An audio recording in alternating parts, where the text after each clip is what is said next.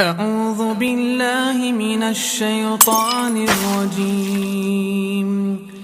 بسم الله الرحمن الرحيم السلام علیکم ورحمۃ اللہ وبرکاتہ۔ ابھی آپ لوگوں کے سامنے آنے کا مقصد اصل یہ ہے، کئی سارے ایسے سوالات ہیں جس پہ میں چاہتا ہوں کہ ڈسکس کر لوں۔ سب سے پہلی بات تو یہ ہے کہ آقا صلی اللہ علیہ وسلم کی ذات مبارکہ اور سیرت طیبہ ہمارے لیے ہر زمانے میں بہرحال ایک سب سے اعلیٰ عمدہ نمونہ ہے، رہا ہے اور رہے گا انشاءاللہ العزیز۔ آپ سورہ ابراہیم کی آیت دیکھ لیں، اس کے اندر آقا صلی اللہ علیہ وسلم کی ذمہ داری جو قرآن کریم نے طے کی ہے وہ کیا ہے؟ اس میں یہی ہے، کتاب انزلناہ الیک لتخرج الناس من الظلمات الی النور، کہ ہم نے آپ کے اوپر جو کتاب نازل کی ہے وہ اس لیے تاکہ آپ لوگوں کو تاریکی سے نکال کے روشنی کی طرف لے جائیں۔ تو اب یہ دیکھیے، تاریکی کیا چیز ہے؟ قدامت کی علامت ہوتی ہے، یہ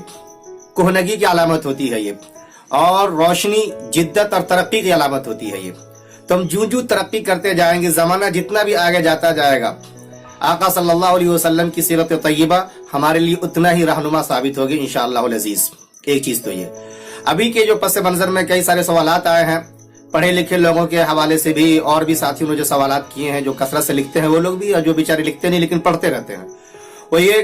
کہ بھائی ہائی کورٹ کا فیصلہ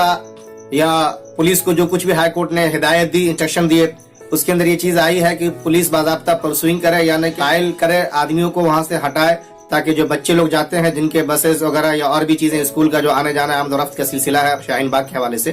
وہ متاثر نہ ہو۔ اس حوالے سے وہ لوگ ایک حدیث بھی پیش کرتے ہیں، اماطۃ الاذی عن الطریق، جو بہت مشہور روایت ہے کہ راستے پہ تکلیف دہ چیز اگر کوئی ہٹا دے تو یہ بھی ایک صدقہ ہے۔ تو ہم مسلمانوں کو تو یہ حکم دیا گیا ہے، اور کورٹ بھی باضابطہ کہہ رہی ہے کہ آپ وہاں سے ہٹ جائیں، تو پھر وہاں پہ ہمارا بیٹھے رہنا، دھرنا یا احتجاج کرنا، یہ کہاں تک ہمارے لیے مناسب ہے؟ اس حوالے سے میں یہ کہنا چاہوں گا آپ لوگوں سے یہاں پر کہ آپ جہاں پہ اس حدیث کو سامنے میں رکھتے ہیں تو وہیں پہ اس حدیث کو بھی سامنے میں رکھیں، جو الادب المفرد امام بخاری کی کتاب ہے یہ، اس میں انہوں نے ایک بہت ہی خوبصورت سا واقعہ پیش کیا ہے، جسے پیش کرتا ہوں، فیصلہ کرنا آپ کا کام ہے۔ وہ کیا ہے کہ ایک صحابی جا کر کے یہ اس بات کی شکایت کرتے ہیں کہ یا رسول اللہ، ہمارے پڑوسی جو ہیں وہ ہمیں ستاتے ہیں، ہمیں تنگ کرتے ہیں، پریشان کرتے ہیں وہ۔ تو آقا صلی اللہ علیہ وسلم کہتے ہیں کہ دیکھو، تم اپنے گھر کا سارا سامان نکال کے گھر کے سامنے میں رکھ لو، راستہ ہی ہوگا، وہ سڑک ہی ہوگا،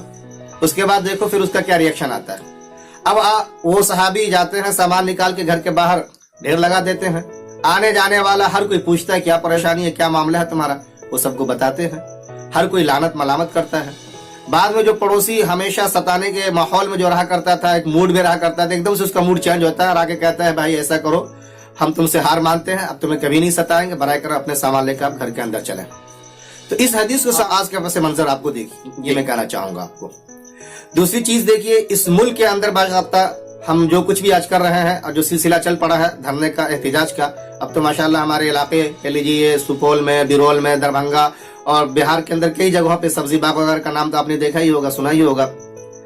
اس حوالے سے میں کہنا چاہوں گا کہ یہ جو کچھ بھی ہم کر رہے ہیں دراصل اس لیے کہ ہمارا یہ باضابطہ ایک ڈیموکریٹک رائٹ ہے، یہ جمہوری ملک کے اندر جو ہمیں آرٹیکل 19 اس کا A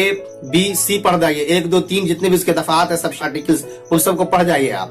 تو اندازہ آپ لگائیں گے کہ ہمیں جہاں پر اپنے اظہار خیال کی آزادی ہے، وہیں پہ ہم ٹوگیدر پیسفل ہو سکتے ہیں، وداؤٹ آرم، بلا اسلحہ لیے ہوئے پرامن طریقے سے احتجاج کے لیے ہم اکٹھے ہوں گے، اور یہ ہمارا ہونے کا حق ہے۔ کیونکہ ہم سپریم کورٹ کے اندر جو بات آتی ہے کہ کروڑوں کے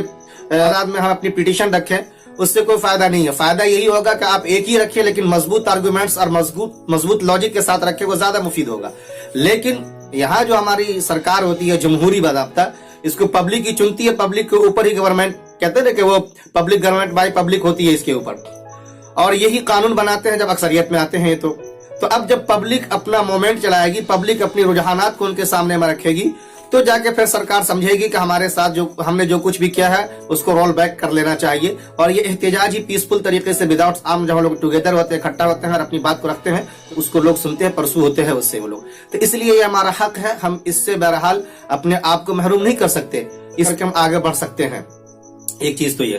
दूसरी चीज बाद लोगों ने ये कहा कि कसरत से हम लोग जो पिटीशन दाखिल कर रहे हैं, अगर किसी वजह से हमारे हक में फैसला नहीं आता तो हम बाहर जो एक इंटरनेशनल कोर्ट होता है उसमें जा सकते हैं नहीं, ह्यूमन राइट्स को लेकर के, इंसानी हुकूक को लेकर। तो मैं आपको बता दूं, जब किसी मुल्क का इंटरनल मैटर्स होता है, अंदरूनी मामला होता है, तो उसको लेकर के इंटरनेशनल कोर्ट में नहीं जाया जाता, वो दो मुल्कों का जब मैटर होता है तब हम जाते हैं। इस सिलसिले में भी आप जो लोग माहिरीन है, जो एक्सपर्ट, लीगल एक्सपर्ट, उनसे आप कंफर्मेशन ले सकते हैं, तस्दीक उसकी आप कर सकते हैं। तो इन सब चीजों को आप समझें। हमारा जो राइट्स है, हमारा जो हक है जमहूरी तौर पर एहतिजाज करने का,